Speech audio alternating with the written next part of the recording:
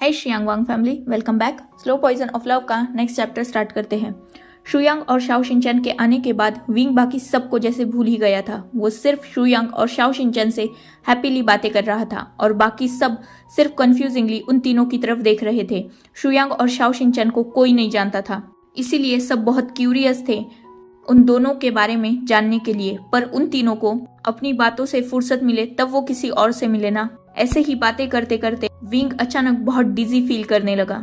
उसके आंखों के सामने अचानक बहुत ज्यादा अंधेरा छाने लगा और इससे पहले कि विंग कुछ समझ पाता वो अनकॉन्शियस हो चुका था। शुयांग ने तुरंत ही विंग को अपने आर्म्स में होल्ड कर लिया था। शुयांग ने बिना किसी रिएक्शन के शाओ शिनचैन की तरफ देखा। शाओ शिनचैन ने एक नोट किया और उसने जियांग चैंग की तरफ देखते हुए कहा, विंग का रूम कहाँ है।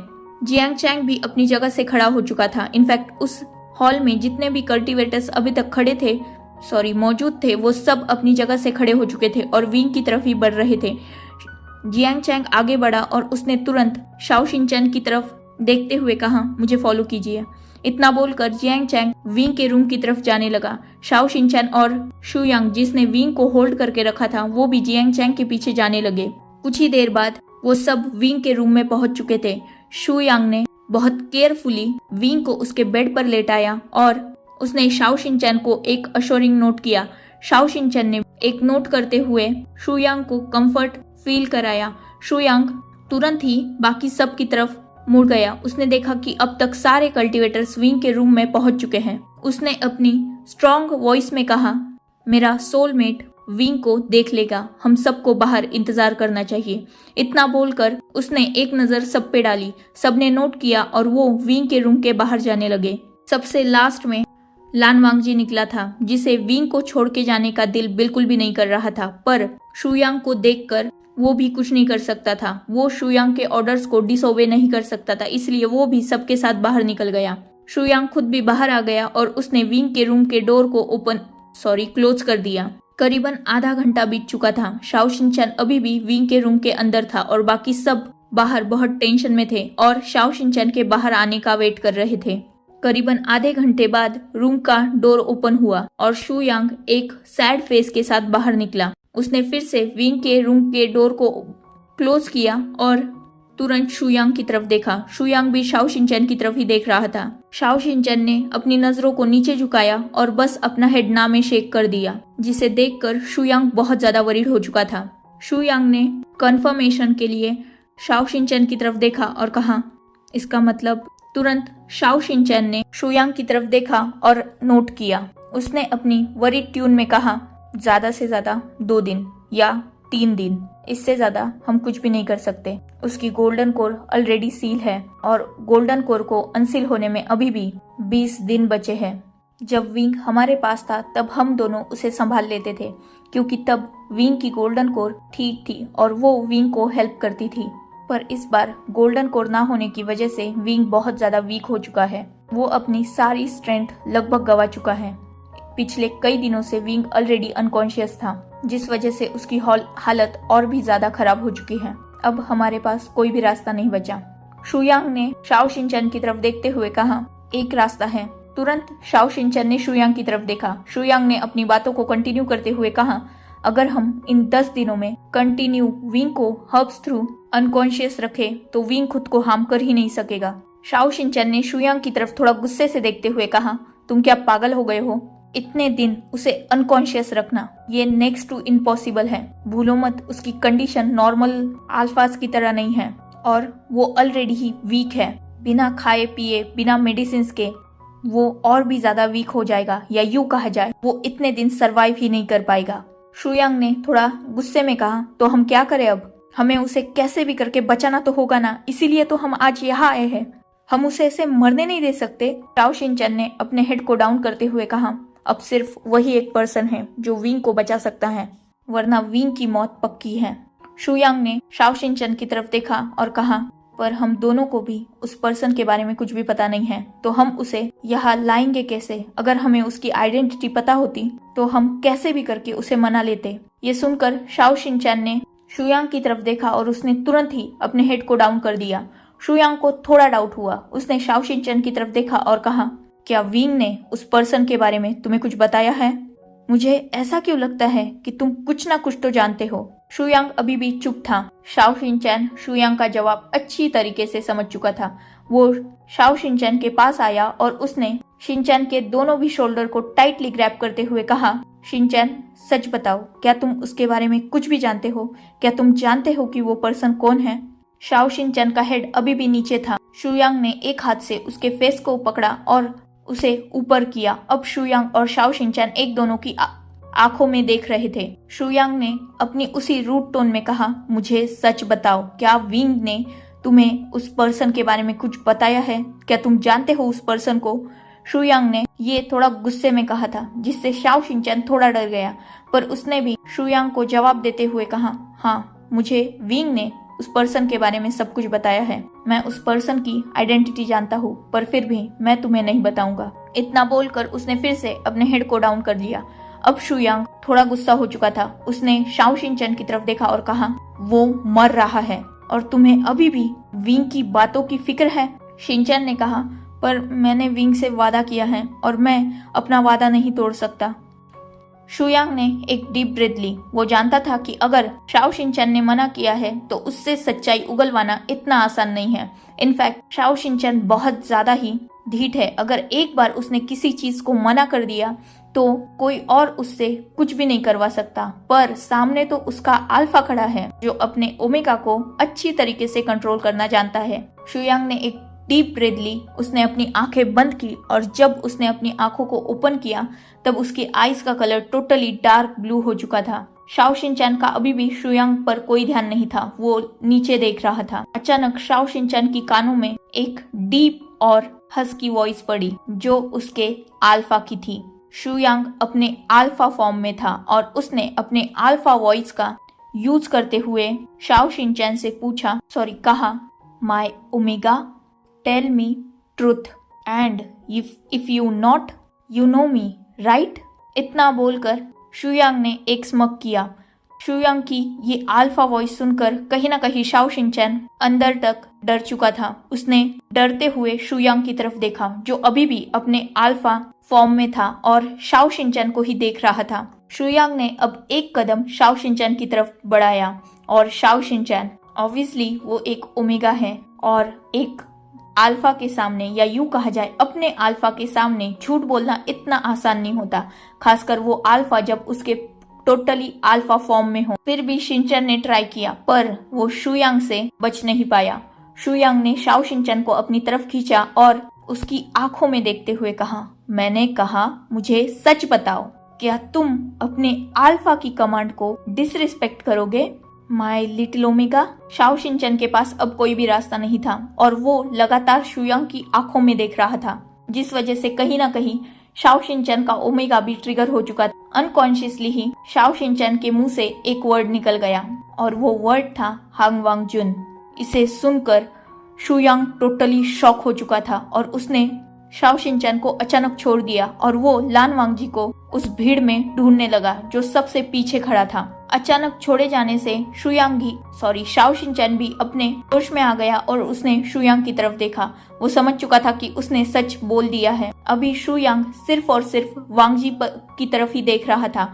शाओ शिनचैन अचानक उन दोनों के बीच आया और उसने शुयांग की तरफ देखते हुए कहा, पर विंग ये नहीं चाहता। वो सब एक मिस्टेक थी। इसमें ना विंग की मर्जी थी ना उसकी। शुयांग ने एक डीप ब्रीथ ली और कहा, अगर इसे सच पता चले तब भी ये उसकी मदद नहीं करेगा। तब शिनचैन ने कहा, पर हम किसी को भी फोर्स नहीं कर सकते। शुयांग ने शिनचैन से कहा, तो मैं कहा इसे फोर्स कर रहा हूँ, मैं तो बस इसे सच बताना चाहता हूँ। वैसे भी अब वक्त आ गया है। विंग का सच सबके सामने आना जरूरी है। रही बात विंग की, तो मुझे सिर्फ वो जिंदा चाहिए। मैं उसे अपनी आंखों के सामने मरने नहीं दे सकता। इतना बोलकर उसने सबकी तरफ नजर डाली। हर कोई अभी शुयांग और शाओ शिनचैन दोनों को भी कंफ्यूजिंगली देख रहा था।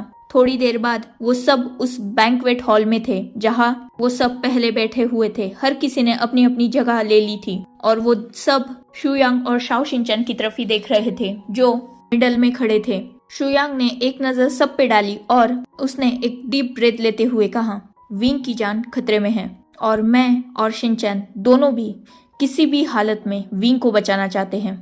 सबके दिल में अब एक सवाल होगा, हम दोनों है कौन? विंग के बारे में इतना सब कुछ कैसे जानते हैं और विंग इतनी हैप्पीली हमसे बातें क्यों कर रहा है? मेरा नाम शुयांग है और ये मेरा ओमेगा मेट शाओ शिनचैन है।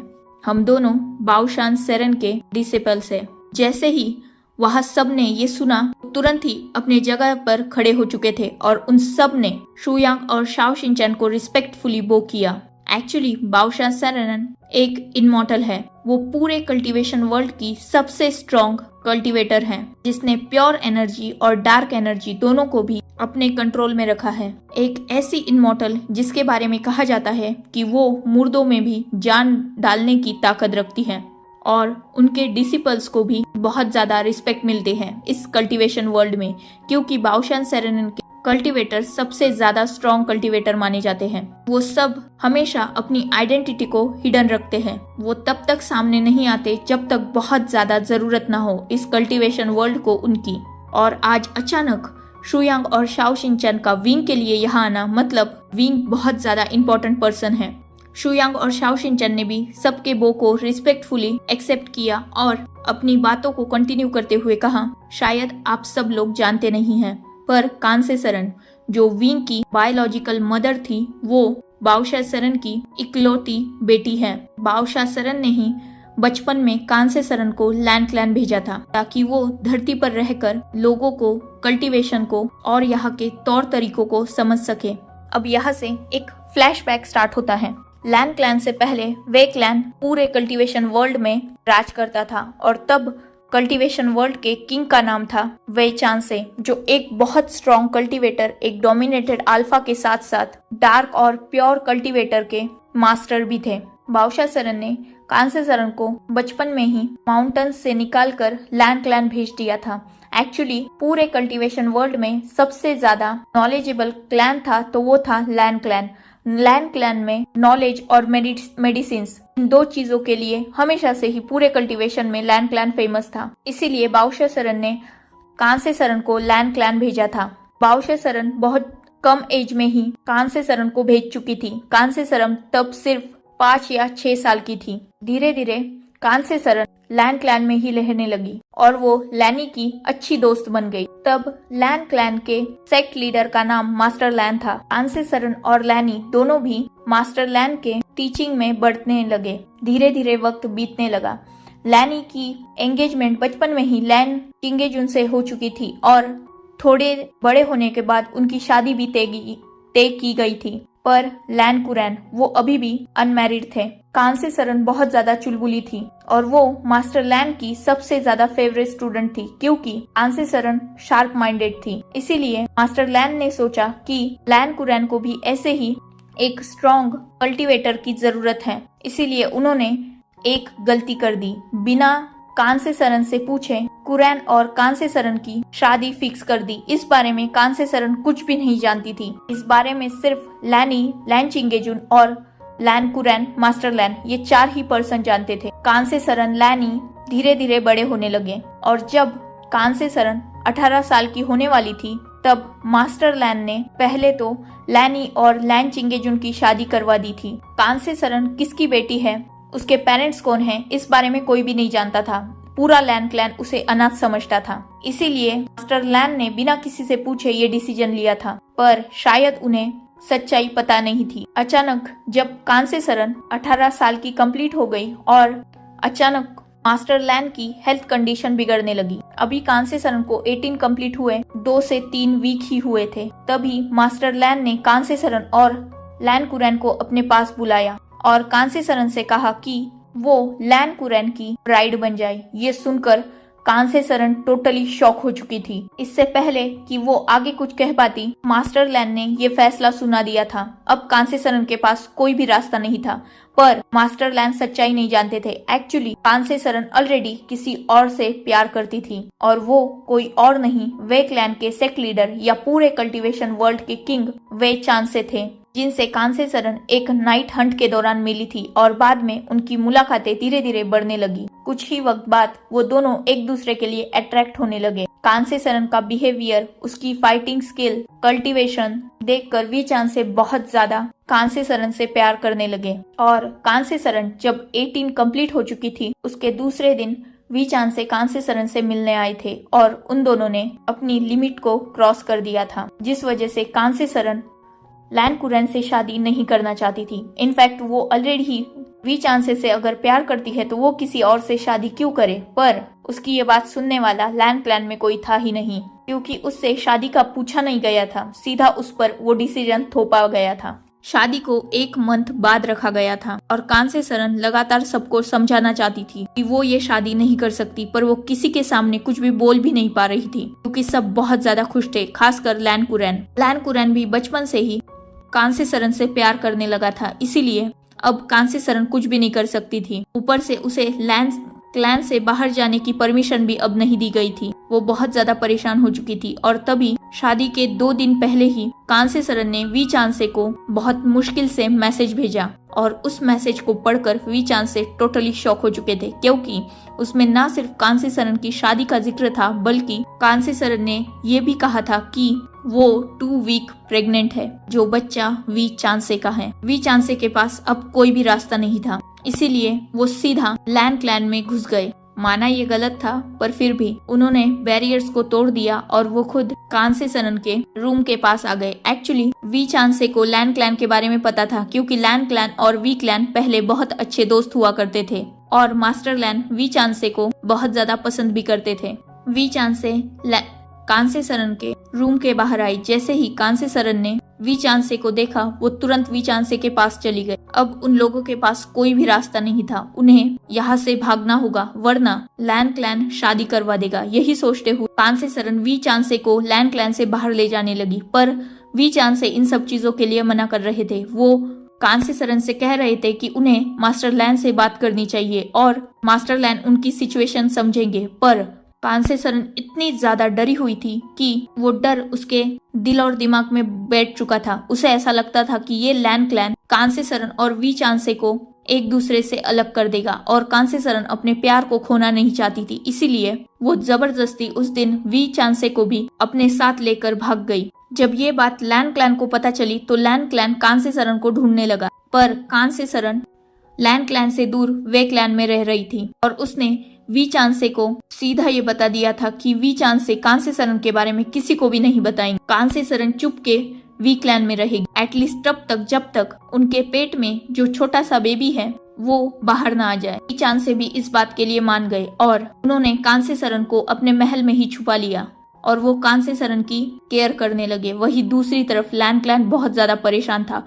पूरे कल्टीवेशन वर्ल्ड में कांसे सरन को ढूंढा जा रहा था, पर कांसे सरन का कहीं भी कोई पता नहीं था, जिस वजह से सब बहुत ही ज्यादा दुखी हो चुके थे, खासकर मास्टर लैन और लैन कुरैन। धीरे धीरे मास्टर लैन इन सब चीजों की वजह से बीमार रहने लगे और लगभग 6 महीने के बाद उनकी डेथ हो गई। लैन क्लैन मास्टर लैन की मौत का जिम्मेदार कांसे सरन को ठहराने लगे और जब 9 मंथ के बाद कांसे सरन और वी चांसे का बेबी हुआ, तब वी चांसे और कांसे सरन दोनों ने भी दुनिया के सामने अपने रिश्ते को एक ऑफिशियल नाम देने के बारे में सोच लिया। उन दोनों ने शादी कर ली और उनके बेबी का नाम वी वुशियान रखा। जैसे ही ये बात लैन क्लैन को पता चली, लैन क्लैन बहुत ज्यादा गुस्सा हो चुका था। लैन क्लैन के मास्टर लैन की मौत के बाद वहाँ का सेक्ट लीडर लैन चिंगेजुन बन चुका था, जो मास्टर लैन का बड़ा बेटा था। और लैन कुरैन कांसे सरन के जाने के बाद और अपने पिता के मौत के बाद इतना ज्यादा टूट चुके थे कि उन्हें साइक्लोजन में जाना पड़ा। जब सबको पता चला कि कांसे सरन वे क्लैन में है, सबके सब वे क्लैन की तरफ चले गए, लैन क्लैन वाले। और उसी वक्त वे क्लैन को भी ये पता चला था, मतलब वी चांसे और कांसे सरन को यह पता चला कि मास्टर लैन की डेथ हो चुकी है। वी चांसे और कांसे सरन दोनों ने भी लैन क्लैन को समझाने की बहुत ज्यादा कोशिश की, पर इसका कोई फायदा नहीं था, क्योंकि लैन क्लैन बहुत ज्यादा गुस्सा हो चुका था और लैन क्लैन ने वे क्लैन के अपोज उनके लिए युद्ध की घोषणा कर दी। वी चांसे ने बहुत कोशिश की थी इस युद्ध को रोकने की, पर वो भी कुछ नहीं कर पाए और लास्ट में हार कर वो भी लैन क्लैन से फाइट करने चले गए। तब लैन क्लैन और वे क्लैन दोनों की वजह से पूरा कल्टीवेशन वर्ल्ड 2 हिस्सों में बट चुका था, जहाँ एक तरफ वे क्लैन, जियांग क्लैन और मो क्लैन था, वही दूसरी तरफ लैन क्लैन, नी क्लैन, जिन क्लैन और वेन क्लैन था। नी क्लैन ने भी ये फाइट रोकने की बहुत कोशिश की थी, पर लैन क्लैन किसी की बात मानने के लिए तैयार ही नहीं था। जिन क्लैन और वेन क्लैन को बस अपना फायदा चाहिए था, इसीलिए वो लैन क्लैन की तरफ से लड़ रहे थे, क्योंकि जिन क्लैन और वेन क्लैन दोनों भी ये सोच रहे थे कि वो लैन क्लैन के साथ मिलकर वे क्लैन को हरा देंगे और बाद में खुद कल्टीवेशन वर्ल्ड पर राज करेंगे।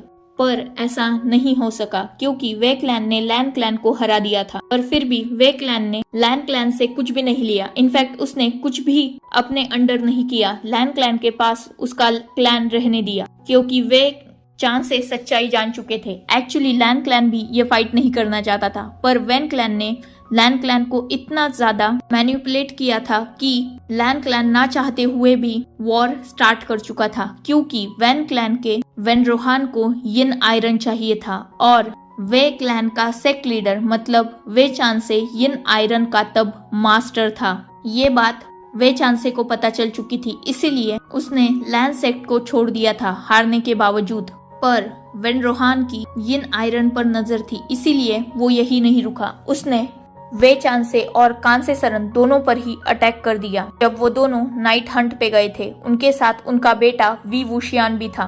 When Rohan already he dark cultivation practice करता था और उसने कांसे सरन को उसी ब्लैक मैजिक थ्रू कैप्चर कर लिया था और वी चांसे को कमजोर कर दिया था, क्योंकि पूरा कल्टीवेशन वर्ल्ड ये जानता था कि वे चांसे अपनी वाइफ कांसे सरन से कितना ज्यादा प्यार करते हैं। और उसी प्यार का फायदा उठाते हुए वेन रोहान ने वी चांसे को मजबूर किया कि वो यिन आयरन उसे सौंप दे। पर वे चांसे भी बहुत ज्यादा स्ट्रॉन्ग थे। उन्होंने यिन आयरन को वेन रोहान को देने के अलावा वजह उसे तोड़ दिया और 4 हिस्सों में बांट दिया। वे चांसे ने यिन आयरन को अपनी पावर्स थ्रू हाइड कर दिया और वी वुशियान भी तब वही था, इसीलिए वी चांसे ने अपनी पावर्स को वी वुशियान को ट्रांसफर कर दिया, जिस वजह से वी वुशियान को वी चांसे की पावर्स की वजह से वो वेन रोहान के सामने होकर भी वेन रोहान वी वुशियान को नहीं देख पाया। पर वी वुशियान वो तब सिर्फ 4-5 साल का बच्चा था और उसने अपने मॉम डैड को वेन रोहान के हाथों मरते हुए अपनी आंखों के सामने देखा था, जिससे वी वुशियान टोटली टूट चुका था। और उसमें ऑलरेडी अपने फादर्स की और मदर की पावर थी और उसके अंदर बदले की आग भी जल चुकी थी, इसीलिए वी वुशियान ने अपने फादर की तरह ही डार्क और प्योर कल्टीवेशन दोनों को भी अपने अंडर किया। जब यिन आयरन विंग के सामने आया तो विंग की स्ट्रॉन्ग कोर को और पावरफुल ऑरा को देखकर यिन आयरन भी विंग को अपना मास्टर मानने लगा। So, enough for today. Let's take a break. Next chapter in next video.